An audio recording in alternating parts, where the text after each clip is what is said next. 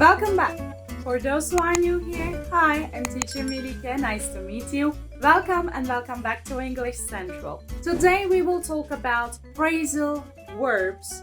For some students, they may sound like trouble, but believe me, they're pretty lovely when you get to know them. You will use them a lot during your daily life.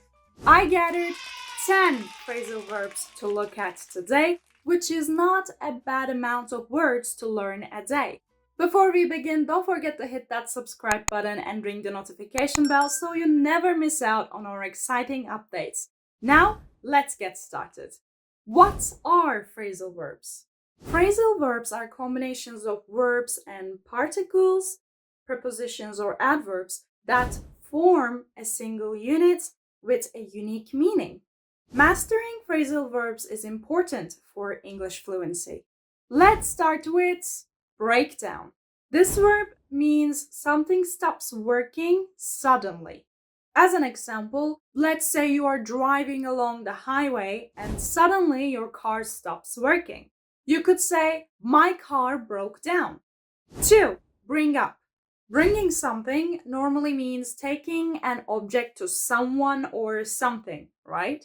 But this time, the meaning is pretty different. Bring up means talking about something, as in starting a new topic. Let's say you are at a cafe talking to your friends, and one of your friends starts to talk about an unpleasant memory or a topic that makes you uneasy. You can tell them, hush, I don't want you to bring this topic up here. 3. Call off. Calling is an action done through the phone to communicate with someone.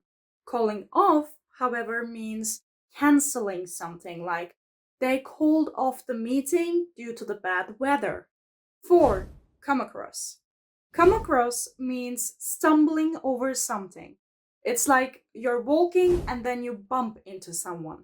Or maybe you found an interesting book at the library while browsing. You could say, I came across an interesting book at the library. Or you can say, I came across this amazing English teaching website called English Central. They even offer you your first lesson for free. That's right, we offer you your first lesson for free. You can also have practice by yourself or have group lessons to practice more. Click on the link in the description box to visit our website and try. But for now, let's continue. 5. Clean up. Normally, the verb to clean means cleaning the dirt, like washing the dishes, dusting, or vacuuming the floor. But when we say clean up, we mean to remove. We use clean up when we talk about cleaning big spaces. Let's think about your bedroom. It's weekend and you want your bedroom to be neat. You can say, I will clean up my bedroom today. 6. Show up. Showing up means attending. It can be used with events. Let's say a friend of yours didn't come to your birthday party. You can say, Selena did not show up. 7. Pick up. We all know what picking means, right? It means choosing something. But picking up means getting something. It can be used with an object or something that is liftable, like this. She picked up the cat. Or it can be used with someone or something, as in retrieving them. As an example, I picked up my son from daycare. 8. Get along. Getting something is similar to taking something.